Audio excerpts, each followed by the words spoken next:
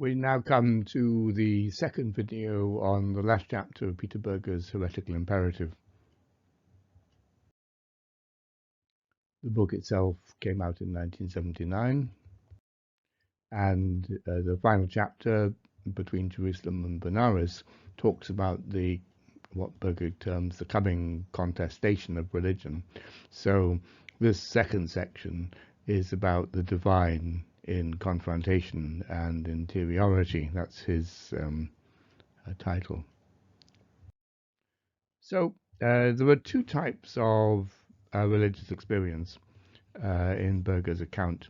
One is the confrontation with the divine, and the other one is the interiority of the divine. Both of these are ideal types. They don't necessarily exist in their pure forms. They can interpenetrate and they can appear in mixed forms. Though they exist cross-culturally, they are particularly associated with West Asia and India, respectively. They are two poles across a spectrum of religious experience. In terms of their ideal types, each of these two traditions can be dismissive of the other. Thus, the great Western Asian monotheisms, Judaism, Christianity, and Islam, have a strong bias against mysticism. How could the God found in the Bible and the Quran also be found in mystical consciousness? Mystics could also be dismissed as idolatrous, illusory, or demonic. In India, by contrast, the tradition of mysticism is central to religion.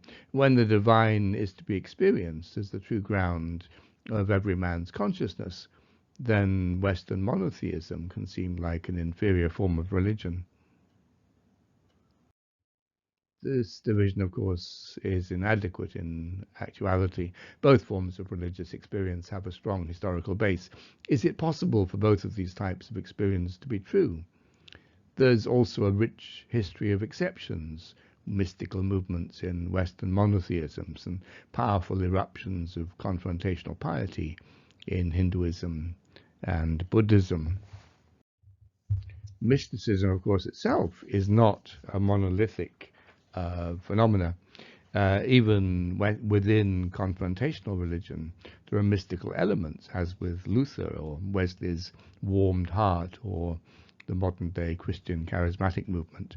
Official guardians of the tradition dislike their emotionalism and frequent disrespect for authorities, but these expressions in the West can be subsumed under the mysticism of personality, and so do not blur the distinction between the individual personality and God's transcendence.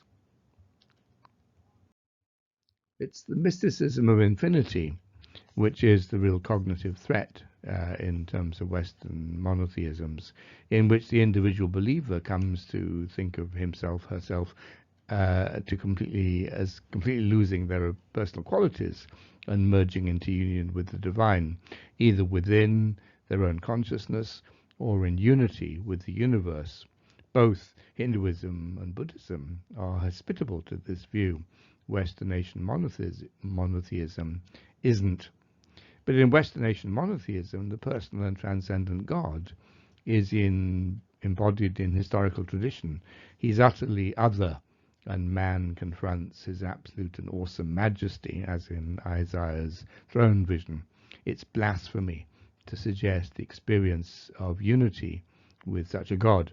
So Jewish, Christian, and Muslim reactions are strong often to these expressions, as per the execution of the Persian mystic Hallaj in AD 922 for uttering the words, "I am the truth," and al-Haq, in other words, identifying with God. However, there is evidence that the religious experience of the mysticism of infinity is cross-cultural, as noted by William James. See also Rudolf Otto's comparative study of the Christian mystic Meister Eckhart and the great Vedanta teacher Shankara, two very different cultures with no influence from one to the other, and yet these two works read like a translation of each other. They were trying to articulate the same experience, almost as though the two men were both trying to describe a sunset. Moreover, both men interpreted their religious experience in almost the same way. It was easier for Shankara because he could use the framework provided by the Upanishads, but it was much more difficult for Eckhart. Luckily for Eckhart, his writings were only condemned as heretical by the Catholic Church after his death. One of the most particular interesting phenomena is Sufism. It's especially instructive because the Islamic world actually still stretches across to India from West Asia, so that the question of Indian influence has to be raised and argued about. And the conflict between the two types of religion was particularly intense and sophisticated. Whilst Protestantism is the paradigm for the encounter between religion and modernity, Islam can be seen as the paradigm for the encounter between Jerusalem and Benares.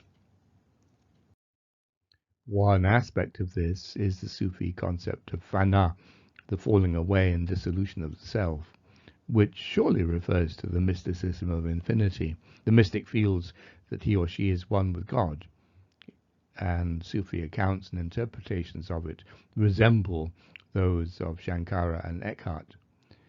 Some Sufis tried to interpret fana in more orthodox fashion, as with Qureshi, who developed a sophisticated psychological theory of mystical experience. The mystic undergoes cycles of expansion and contraction, and the more extravagant statements are based on distortions of perception in the expansive phase. Or again, Junaid's commentary on one of the famous Sufi mystics, fana is only one of several stages on the mystic path, the final stage of which is loving adoration, not union with God. That is, it remains confrontational in the sense used here. Al-Ghazali, the great Muslim philosopher who was mostly responsible for making Sufism a respectable part of the Islamic sciences, was inconsistent on this matter, though like Kosheri, he provided a psychological explanation, toning down the extreme claims to unity with God. Just as there are expressions of very strong mysticism in the Western monotheistic traditions, you have manifestations of confrontational piety in the Hindu-Buddhist matrix. Hinduism thus has a rich tradition of personal devotion to particular deities, especially Vishnu and Shiva. The Bhagavad Gita is a guidebook for such devotion, though it contains elements of the other kind of religious experience. Ramanuja, the 12th century Indian philosopher, provides an example of confrontational Hinduism, explicitly criticizing Shankara and his disciples, and stating that the highest experience of the divine was the face-to-face confrontation of loving devotion. The experience of unity and absorption into an impersonal deity were simply imperfect stages on the path to this highest experience.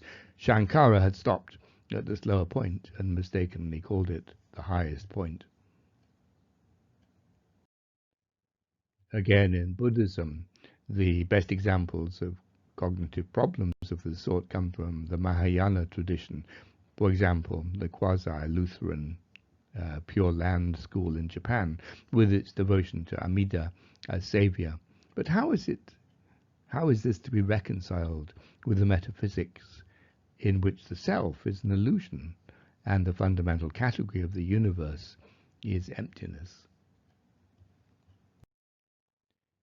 There are interpretations of the two poles that do not have to invalidate the other party. Thus, for example, you have the scholar R.C. Zaina, a mystic, he said, can understand personal devotion, for example, to Jesus, as a means for some individuals to make religious progress. The Western monotheist doesn't have to repudiate the experience of the mystic, but rather see them as stages on the way to the beatific vision of the transcendent. So that's what I'm going to say for the moment. Many thanks for listening, and particular thanks to my patrons for their encouragement and support. You're very welcome to support my channel, like, comment and share on the videos if you wish, subscribe if you want to be notified of future videos, and I'll give Patreon and PayPal links below if you want to provide practical support. The final section on Berger's book I've entitled A Note to Christians, and we'll talk about that next week. Have a good day.